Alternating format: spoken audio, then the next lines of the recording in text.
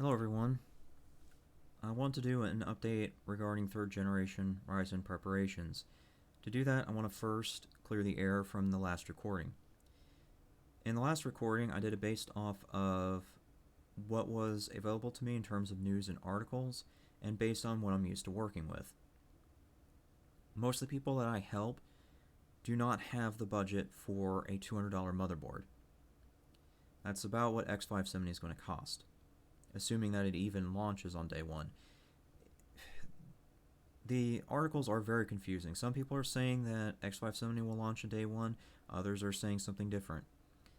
We'll see what happens in a couple days. But for now, let's go ahead and focus on this particular motherboard. It's been in the reviews and everything.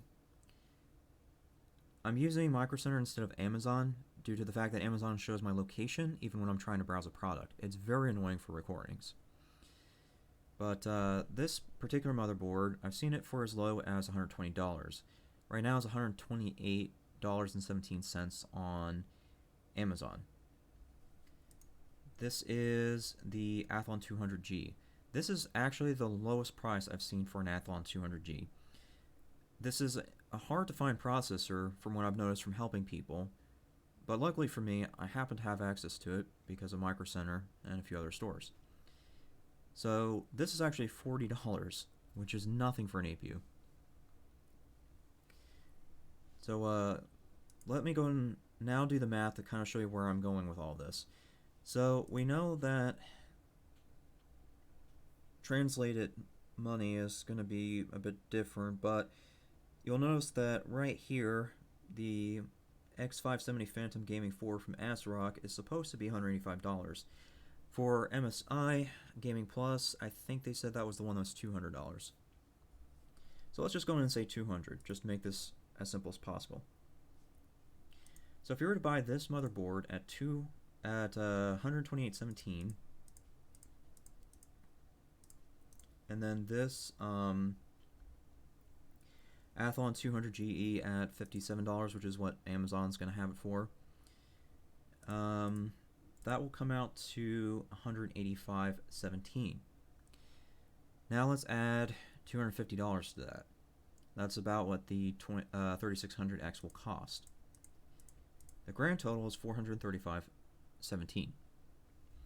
Now let's take the MSI X570 and add the 3600X to that.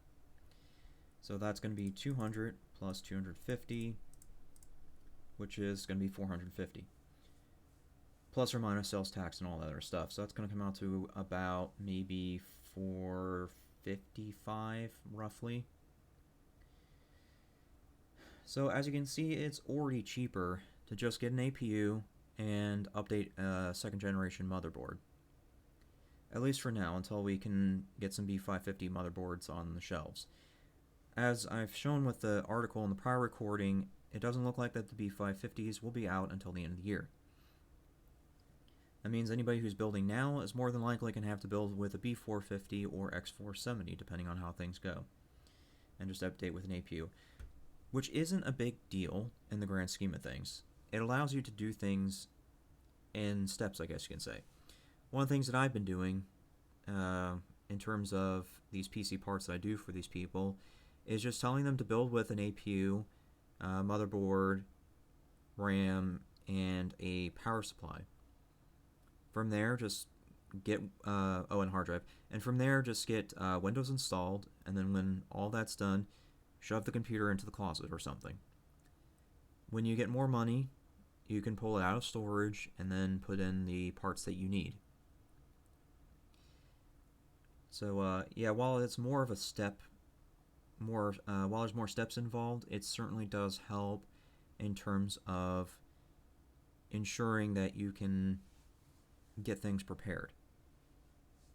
I actually like that route, and I'm very glad that AMD keeps making APUs. It's something that I wish Intel did.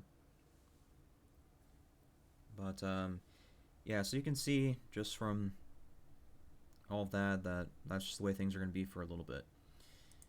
While I'm here, I want to go ahead and talk about one other thing. this is one of many announcements that have popped up since third generation Ryzen motherboards have been talked about. Before this, it was Corsair, I believe. They announced a PCIe 4.0 SSD. Now Gigabyte's doing it. A lot of people that are trying to build now are thinking, oh, I'm probably going to need Generation 4 SSDs and PCI Express 4.0. Realistically, you don't. There's an article I can pull up for you, and I'll put it in the description when I find it. But basically, you don't really need PCI Express 4.0 unless you're doing SLI or Crossfire. Even then, I don't recommend doing it,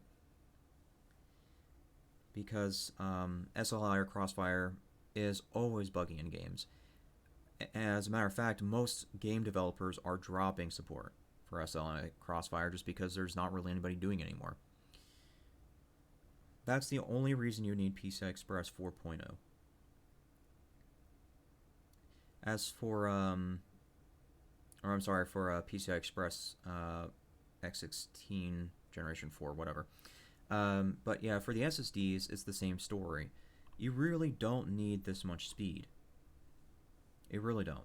Even a Crucial MX500 is more than enough to load your games.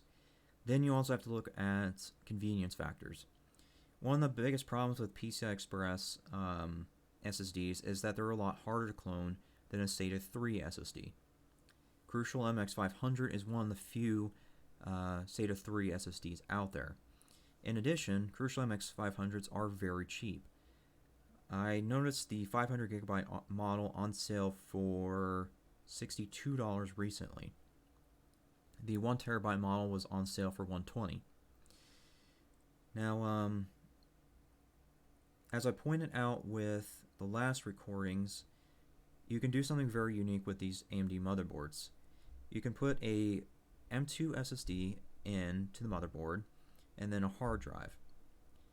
Because the M2 SSD is connected directly to the CPU, it means that you won't bottleneck if you happen to put the operating system on the hard drive.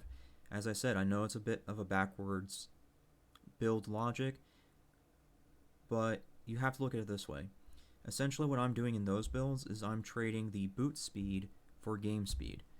Personally, me, I could care less about how long my computer boots, and I think a lot of people can agree to that.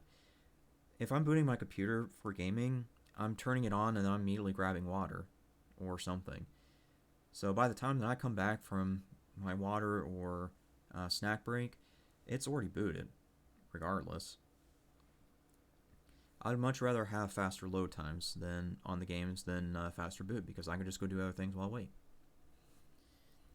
So yeah, that's just kind of my logic with it. I know everybody's different. But yeah, I would start doing that if you don't mind.